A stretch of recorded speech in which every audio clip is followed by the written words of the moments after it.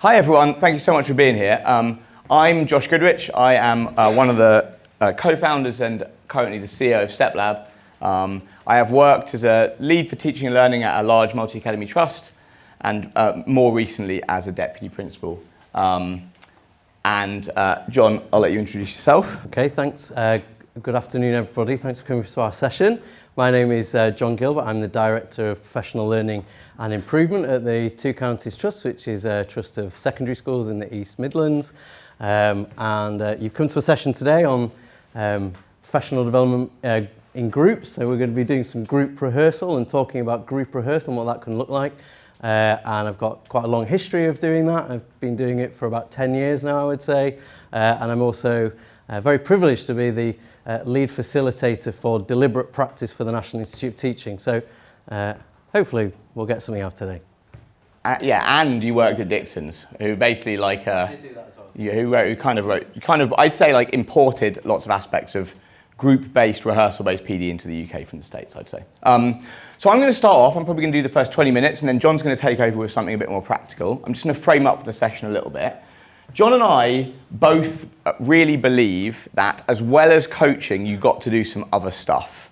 Some of that stuff, like very much coming from Lucy Crehan's keynote today, is related to subject knowledge and pedagogical content knowledge. Like you absolutely have to develop that, and instructional coaching isn't potentially the best way of doing that all the time. It can be. And then the other thing we think you've got to do is some form of one-to-many professional development, probably rehearsal-based. So we basically think that teacher rehearsal is like part of, but not the entire of what it means to do effective whole group PD. Now, importantly, there are a whole bunch of people who really disagree that you can rehearse teaching. And these are very sensible, reasonable people who are like, nah, I don't like rehearsal, it doesn't really work for teaching, okay? And of course, we don't agree at all, and we've seen it work in our context to great effect, but I think that my part of the talk is taking seriously why is it that people feel this way, and I think what can we do about it. So we think that teacher rehearsal is really important, but it can feel, awkward and fake is like an understatement how some people feel about it, which is like, I absolutely detest this, take me out of this room in this school.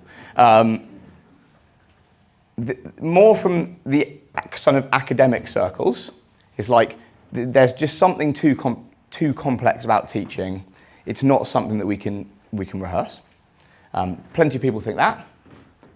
And then there are some people, possibly on the left of the political spectrum, who think that it's about creating robot teachers, right? You're making me rehearse because it's about you're making me do it the same as the person next door. So we think these are reasonable critiques, and we want to kind of meet this head on. So why do people feel this way? Well, look, I think, and having been in lots of poor quality rehearsal myself, I feel like being in poor quality rehearsal and like experiencing poor quality rehearsal and being made to feel awkward in poor quality rehearsal has a number of lasting negative effects. Like, when you're made to play act in some kind of a school PD, you're like, this is a waste of my time. I think it can, just like all bad PD, can perpetuate a feeling which is still a bit common, I think, which is like, this is a bit of a joke, like I'd rather be doing something else. And it can certainly feel patronizing.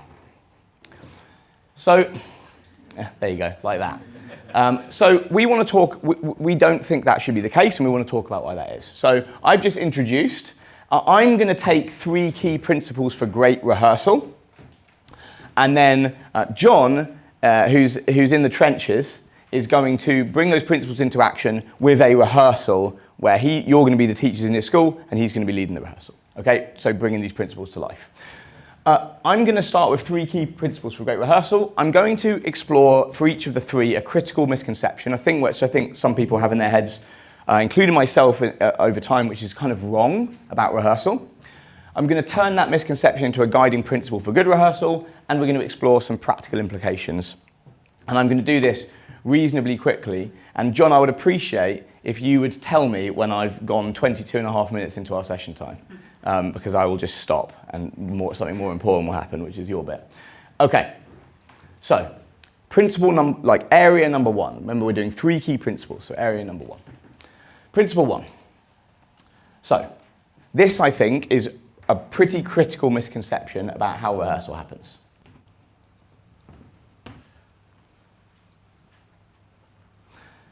So, I think that a number of people, including myself, who are either coaches or PD leads, think, okay, I've detected an issue in school, great, I'm going to lead a rehearsal-based PD, we're going to do tons of drilling on this issue, and that will be enough to solve this problem. And I think that this is not true, and I think that actually it leads us to some negative effects. Like, number one, if all that happens is teachers go into a drilling session and they're called for silence 27 times, and then it's like, yeah, you've all nailed that now, off you go. Basically, it never really works, and so people's trust in the process starts to be eroded.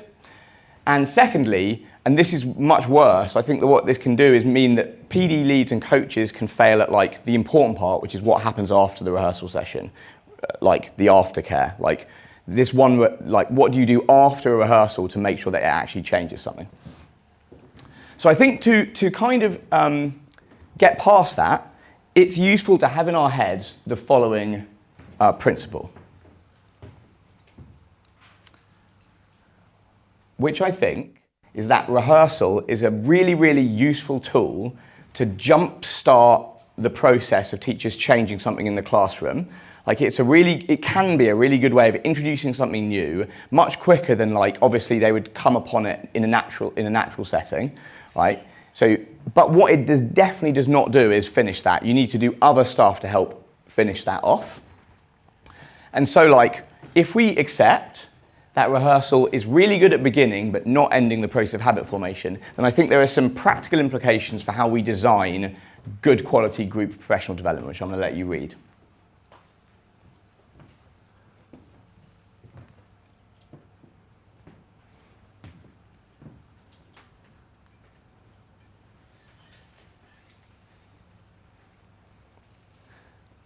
So the first of which is that if I'm running a rehearsal-based PD, I'm going to be very, very conscious of building into that an analysis of the cues that teachers will need to respond to do that thing where it really counts in the classroom, which is where habit change really happens.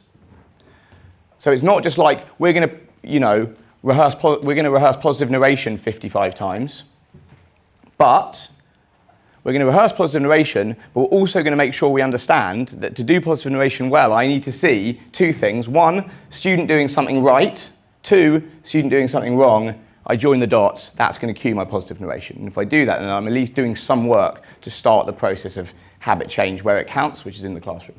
2, there's good evidence that implementation plans, just the simple process of planning very specifically where a change is going to happen for a teacher, that it does lots of good stuff regarding making change happen.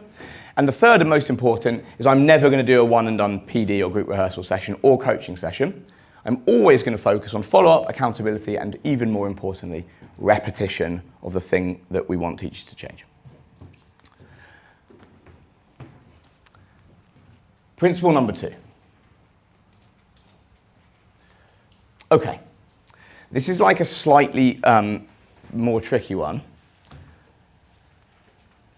So there is a feeling, I think, and I've certainly believed this, and I don't think that thinking this is wrong, that the primary aim of rehearsal is helping teachers to achieve routine expertise. Routine expertise means can do the thing right, maybe at the right time, if we're lucky, okay?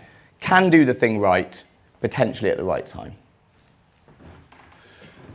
A good example of that is like, okay, so getting teachers to practice, pens down, eyes this way in 3, 2, 1. Practice it again, practice it again, practice it again, which obviously like may do a good job of helping teachers to be successful in doing that specific thing, But we could justifiably argue, like, fine, but the hard part of counting down isn't counting down. It's like what happens when 15 students are drumming with their pens at the back and the wobbly rulers are out going like the clappers. Like, what do we do at that point? And of course, like, drilling that does not help teachers to achieve the really much more important thing of do the thing and then do the right thing after the thing, which is basically teaching. Okay. So the problem about that, people having that in their head, which is like, I'm doing this to help teachers basically build muscle memory. This is the reason why I'm doing this rehearsal, is I think it can basically bring about a kind of joyless drilling style of rehearsal, which like Pete sat here, I was head of teaching and learning, and I'm worried, Pete, I don't think you are thinking this, but maybe. I did plenty of this, like, we're gonna do this 50 times, guys. So this is something which I feel like I've done a bit too much, and John and I were talking, and John feels like he's also done a bit of like the joyless drilling style of rehearsal. But importantly, rehearsal doesn't change what really matters, which is what teachers think. So it might achieve like some improvement, but I think that improvement is likely to be a little bit temporary and a bit shallow. Now, there's a caveat.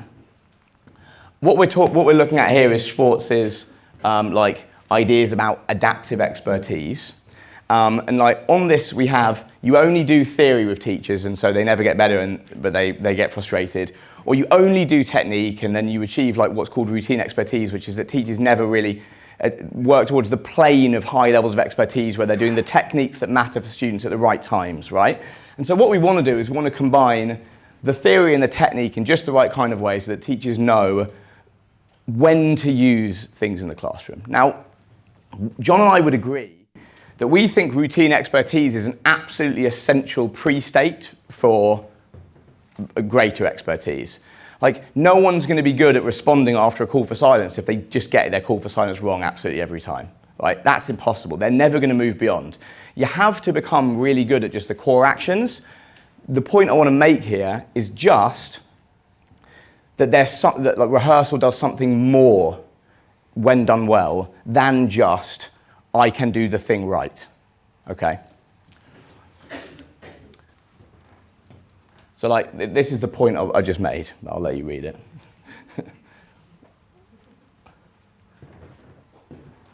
Okay. So, a principle which I would really want to push forward is that the primary effect of great rehearsal is that it builds teacher mental models. In fact, I would say that rehearsal done really well is probably the most effective tool to build teacher mental models that we have. I think it's far more effective than explaining to teachers stuff about the science of learning when done really well.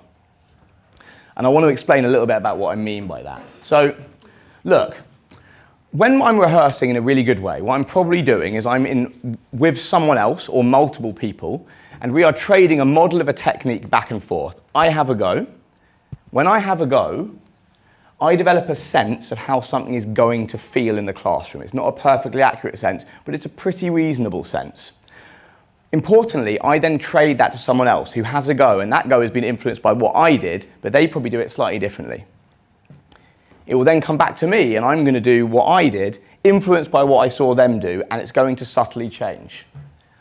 By doing that, we experience over time subtly different representations of how a technique will feel in the classroom. We're basically pushing out the boundaries of the technique inside our minds, right? It can go this far in this direction. It only goes so far in this direction. And I think importantly, I'm going to do something and be like, that wasn't right, or maybe I get some feedback, that wasn't right, and then I see them doing it, I didn't like that bit, but I did like that bit. So what I'm also doing is learning the boundaries of effective and less effective practice. In other words, I'm building an increasingly sophisticated mental model of how a technique should operate in the classroom. Okay? And I think that happens way more effectively than if I sat someone down and I was like, this is this, it operates like this, it shouldn't be like this. So this is a bit of a glib example, but I just wanted to emphasize this point a little bit more. So just a basic bit of classroom management practice. Person one in a group of 2 or 3 goes, okay, I'm going to practice my slant. Pens down, eyes this way in 3, 2, 1. Person 2 goes, pens down in 3, eyes up in 2. And I'm like, okay, well, I like the better detailed instructions that person 2 gave. I feel like actually that interspersing the instructions between the countdown might slow things down a bit. I do want mine to be quicker. I don't want to be taking ages to achieve something basic in the classroom.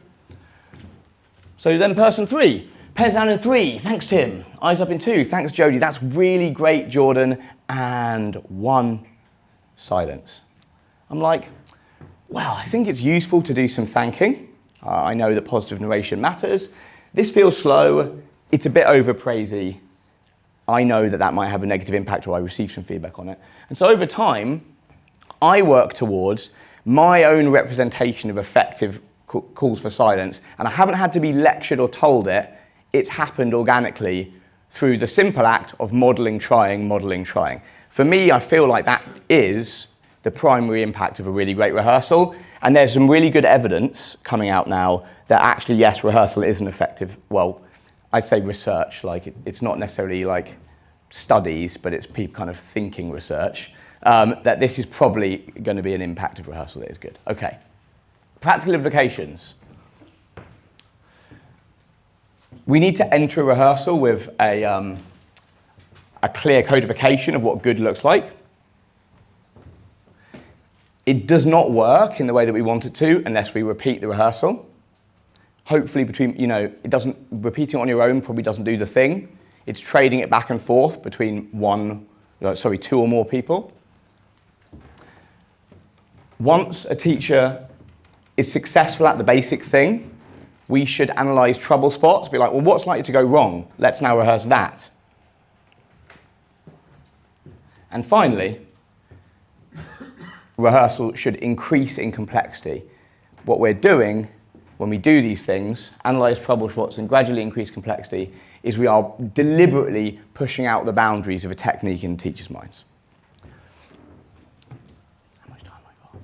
About 4 minutes. Lovely stuff. Maybe less, actually. Okay, yeah. I knew you'd say that, John. Okay, last one. So rehearsal begins but doesn't end habit formation. Rehearsal builds mental models. Principle 3.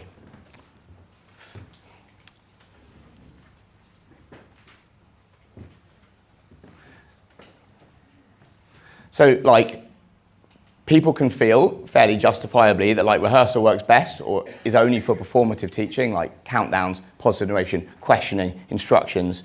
But, let's say I want to do a better do now quiz or plan an exit ticket. Nah, you can't rehearse that. And I think a corollary of that is that actually people start to think, well, actually lesson planning isn't what we're doing here. It's just the actions. Get up, do them. That's the rehearsal. We don't include lesson planning in a rehearsal. Now, I think that actually, a caveat here is that oftentimes I see a common error in coaching and in rehearsal, which is that it's always focused on the previous lesson. So what I mean by that is I coach someone and I'm like, well, this is what you could change. Let's go out and replan that lesson and then let's rehearse the lesson you taught. I feel like lots of coaches focus on doing the lesson that's just been taught, and so what teachers think is, well, fine, but I'm not going to be teaching that lesson again. Oftentimes, I only taught a lesson once, and I teach it again a year later. And so I think that you can introduce planning to a rehearsal, but actually it feels pretty useless, because the teacher's like, why are you making me replan the lesson I just taught? It needs to be a lesson I'm going to teach next week. And I think it can make planning feel a little bit redundant. So, what that means is that definitely rehearsal feels awkward and fake. The planning can feel pretty useless. And basically what you're doing when you fail to plan forwards is that rehearsal fails to achieve the impact that you want it to achieve. So the principle I want to introduce is that no matter what you are rehearsing, rehearsal should absolutely always begin with planning. And in fact, that if you do not begin a rehearsal with planning, that is a core reason why rehearsal does often feel really fake. This is an example of some coaching that I saw for real, which is okay, so we're going to work on cold call, brilliant. Rehearsal time now. So I want you to think of some questions that you could ask me. And the teacher's like, I don't know. Wait, well, ask me what I had for dinner yesterday. So the teacher's like, what did you have for dinner yesterday? Josh. And like, I cringed fairly vigorously, and you could just feel like the life being sucked out of it, and like, you know, rehearsal would never be the same for them again. But if you just was like, okay, lesson next week, what's the learning objective? Where are you going to be doing your key bit of questioning? What 5 questions are you going to ask? Let's work on improving those questions. Great, put the PowerPoint up. Bang, let's rehearse that. Suddenly, valid, useful, doesn't feel fake. Now, importantly, like classroom teaching, it doesn't make sense to only ever do performance or planning, right? It doesn't make sense to only ever focus on one of those things. Like a prime example is the use of mini whiteboards, okay? So like, you know, mini whiteboards can be a really useful thing for teachers to do, great way of checking for understanding. If I just focus a teacher on, like, okay, let's plan the misconceptions, and what could you do if a misconception comes up? And I'm like, great, go and use mini whiteboards, and they've never used them before, we will all recognise that that will be a complete car crash, and students will be losing the lid, and people will be drawing stuff on the boards, and it will go completely wrong, right? Because using mini whiteboards in a performative way is extremely difficult. On the other hand, if I just do the performative part, then we get like loads of teachers just lifting their whiteboards up a lot, and it doesn't really change anything. Helping a teacher to do that well involves doing the planning, question misconceptions, things likely to go wrong, things you would do differently, and helping teachers to be really good at rehearsing the routine of using mini whiteboards. That is where teacher change will absolutely work. So, some practical implications. Before we rehearse, we always plan first.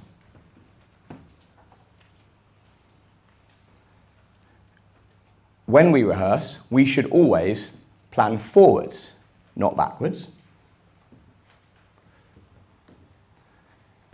And finally, lesson plans are an incredibly useful cueing tool.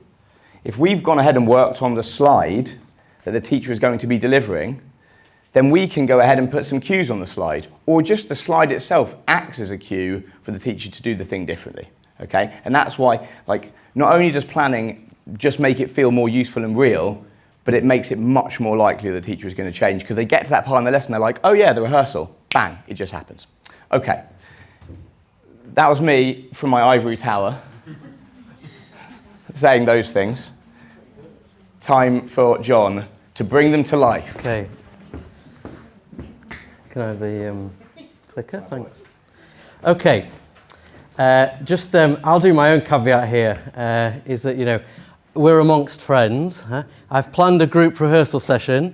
There are about 150 of you here. I would normally lead this maybe in a slightly smaller setting and do the groupings myself and know who's going to be in each group. So let's just play along, and I'm sure we'll all be fine. So yeah, we're going to do a bit of group rehearsal. So we're going to start off by doing it, and then if we have time, which we may not do, I might just talk about some of like when this might be used in a school, and some of the practicalities of it. But let's see how we get on, because I think the important thing is we actually do some, we see what this looks like. But you know, this would be in a staff meeting, and you would be doing something that's a school priority, let's say. And that's kind of how it works. So we're going to do some. So in a minute, you are going to actually be getting up and working in some groups. But I just wanted to go through my model of how I run a group rehearsal session. So this would probably be a kind of a 20-minute session. But it could be longer, it could be shorter. You may do this in your schools now, and you may have a different model, but this is the model that I use. So a group rehearsal would always start with, oh my God, the title's disappeared.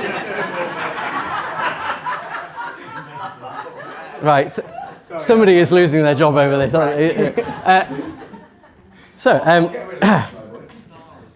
We have rehearsed this as well many times, and this did not happen. Okay, we're okay. We're all right. All right, thanks.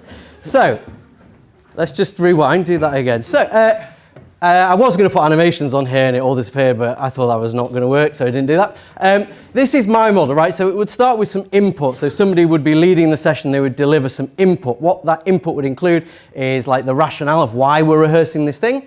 And also, as Josh said, like that codification of what good looks like. This is what we're aiming for. Then there would be some modelling. So in a minute, I am actually going to model the thing that we're going to be rehearsing. Or it could be a video or some pictures, depends what you're rehearsing. Then is that planning stage, and it could be that each of you plans an upcoming lesson, but I also like to have a generic lesson, which we're all likely to teach next week. So we're going to be planning a PSHE lesson, because we all teach that lesson. I would put some success criteria on board, which we'll see. Then I would select the groups, but obviously you're going to put yourselves into some groups in a minute. I like to do rehearsal in groups absolute maximum of 5, because like Josh says, that going round and seeing other people, A, is really good for building those mental models, but it's also really good to make people feel less awkward and it just feel like a normal thing because everyone's doing it, and builds up that confidence. In the group there is the teacher who is rehearsing. We're not doing role play because we actually are teachers. We are just doing a dress rehearsal. It's not a role play. Somebody sits out and they just watch. They're not involved at all. Everybody else is the actors. They are role playing because they're probably students or parents or whatever it is, depending on what you're rehearsing. But critically, the observer is sitting out and just watching the rehearsal. Their cognitive load is focused just on the teacher, not on trying to pretend to be a naughty student. The observer gives the teacher some feedback, then they rotate roles and they go round and round and round and round. And importantly, as I said, either throughout the course of a session we increase complexity, or over a series of sessions we increase complexity. And then at the end I like to do a stamping, something that stamps the learning, so either or both of spotlighting a particular group, so to model again, like this was really good practice, that's what's done, or some action planning where an individual holds themselves accountable to say, right, this is what we rehearsed and I'm going to do that. Okay, so here we go. This is either going to work really well or go away. Oh, and the other thing I would say, that worked, is I always deliver rehearsal in teacher mode, okay?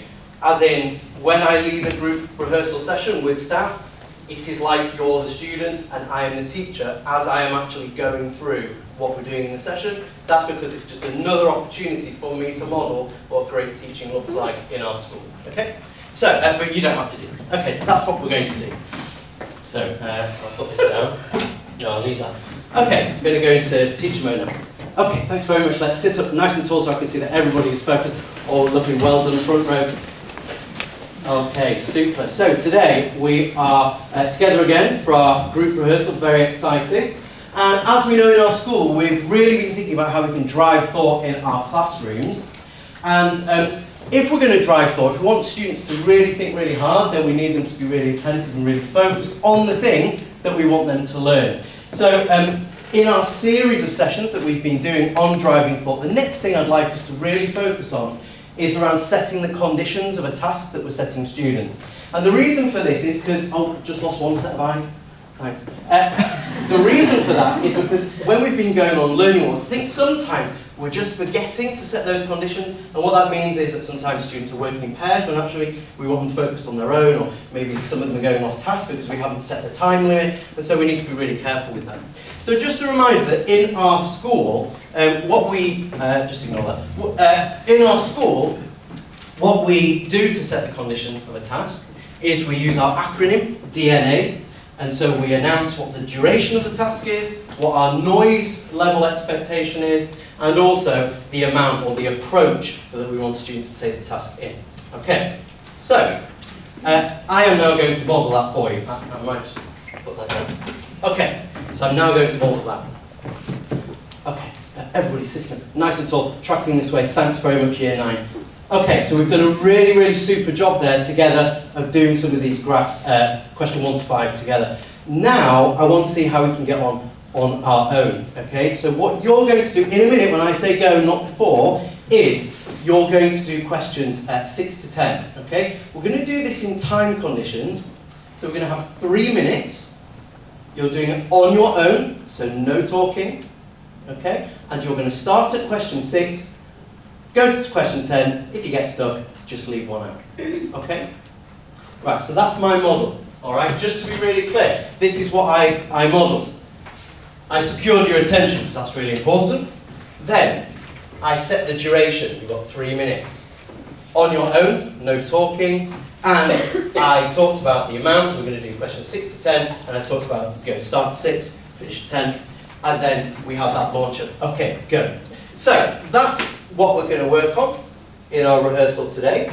Setting those conditions. So here's our scenario that we're going to work on. I want you to think about an upcoming lesson. I want you to select an independent task. So we're going to just work on setting up an independent task.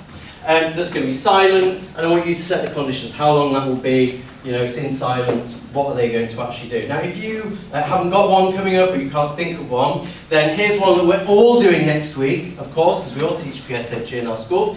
We've got a lesson coming up on drug laws, and there's a quiz in that lesson, and so you could use that one if you can't think of one of your own, okay? Just a reminder, here are our success criteria in our planning. So when you script this out for yourself to rehearse with your group, we need something around securing attention.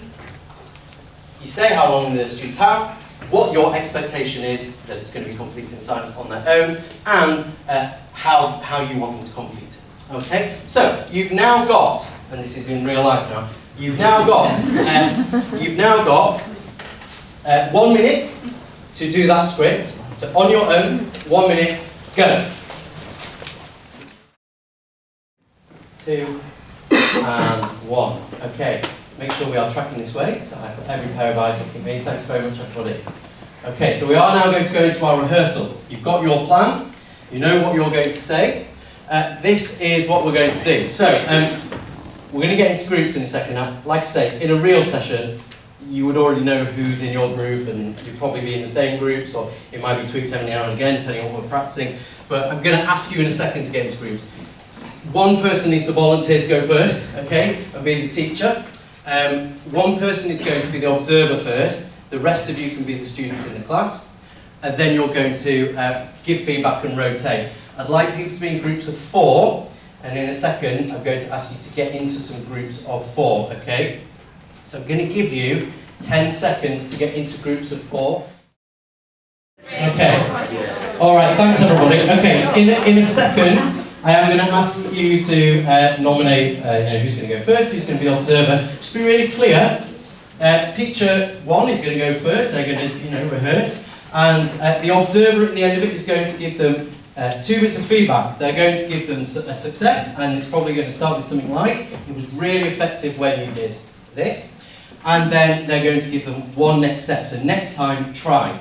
And the idea is that in our rehearsal, depending on how much time we have left, the idea is that throughout the rehearsal you would go multiple times so that you can think about your next step, watch everybody else. By the time it gets around to you, you can have another go and improve and improve and improve and build up those mental models of effective practice. Okay, so we're just going to see how this goes. It could all be great. It's going to be brilliant. And if we have time, we will build up the complexity a little bit, so we'll see. Here's the scenario and the success criteria again, because obviously if you're going to give feedback, you need some success criteria to give feedback against. So this is what you're looking out for, okay? So just to be really clear once again, 1 person's going to be teacher, 1 person observer, feedback, rotate all the roles, so teacher, observer, and students, okay? Right, off we go, let's see how this goes. Sorry, I keep interrupting. I would not do this in real life all the time. However, we're just getting a feel for things. Now, let's imagine that we've been doing this a while. Maybe this is the second session that we've been focusing on setting conditions for tasks. We need to build some complexity now, because the reality of the classroom is, this is not going to be as simple as it is with the other people in this room. So, here are some examples. Now, I always like to think of, you can either build complexity in kind of like a behaviour way, or you can build complexity in a kind of pedagogy way, So, this one here, 2 students are not attentive when you begin your instruction, so what would you do then, okay? Or you might have something a bit more like pedagogy-wise, you look around, you check for, how would you check that they've understood your instructions, or those kinds of things. So, here's what we're going to do, just so you can get a feel for it. Let's take the top one, now let's build that into our rehearsal. Okay, so apologies if you've not been, because you're now having more complex one. So what would you do? Maybe quick discussion. and then let's get into it. Again, we probably have a bit of time to plan and really think about, well, in my class, the 2 students who wouldn't be listening are, so, you know, that kind of thing. But we've only got 6 minutes because Josh went 3.5 minutes over. So, let's go, let's carry on, this is good. My confidence rate. So I'm sorry if we didn't go round and round and round and round, okay? But you know, I would like to just cover a couple of other things which might be of use. I would do at the end, like I said, some stamping where I would maybe ask a group to stand and remodel what we've been doing, or some action planning. So we're not going to action plan how you're going to set conditions for a task, but what we might do at the end is just action plan if anything has resonated today, how are you going to take that back into your school? But we won't do that just yet, because I just want to go through just a last couple of things around how I've used this or how it can be used. So I think broadly speaking there are 2 ways it could be used in a school. I would say this is a regular thing, so either multiple times a week or once every week. And it could be pre-planned, so like here we've been focusing as a school on driving thought, so this is part of a pre-planned curriculum, that's what we're working on, this is the next bit of it. But it can also be responsive to data, maybe student correction, detentions have gone up for students being late to lessons, so we're going to rehearse how we respond to that and support students get to lessons on time, whatever, you know, so it can be responsive. The pre-planned bit could be at different moments in the year or with different cohorts. So I was in a session earlier with some great teaching being showcased from Reach, and they were mentioning about new staff. So like when I would have new staff, the first 5 hours of their induction was literally just rehearsing the first 15 minutes of a lesson, and that's it, right? For pretty much a day. And but I can guarantee you by the end of that first week, the students didn't know whether you were a new teacher or not, you know, and that's brilliant for those staff. So, so that's kind of uses. In terms of practicalities, you know, you've got to think about who, when, and the other one that I can't remember what it was now because I went too fast. How? This can happen in a staff meeting, but some of the schools I work with now actually timetable it in to the week of a teacher. It might need you to repurpose something, but you know, like Josh said at the beginning, this is, if we want to talk about teacher development, like this is really effective. So what are you doing that's more effective than this that couldn't be repurposed? That would just be the question that I would ask.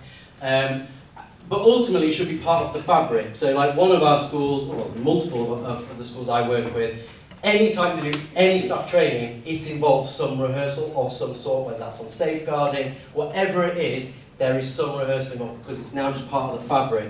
And I would argue you should build rehearsal into your interviews if you want people to join your school, to get involved and embrace group rehearsal. Really, they should be doing that on their interview day, otherwise they're going to turn up and like, I don't know I was getting involved with this, not for me. Who would it be for? I believe everybody has a right to rehearse. Expertise is not absolute.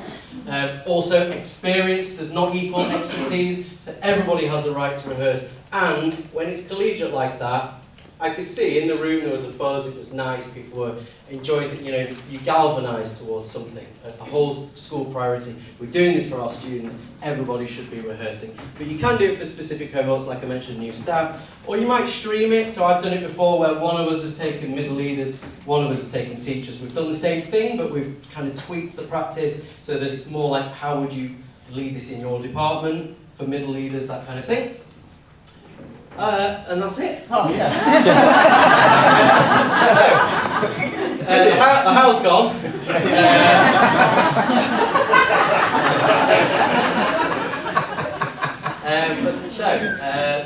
So, last minute, final minute, before we go to break, let's just do a bit of action planning. Anything that's resonated from today, whether it's something I've said, Josh has said, or one of your colleagues, let's just stamp it now. How are we going to take that back into our schools, back into our organisations to make them even better places than they were yesterday? Just for last minute on our own.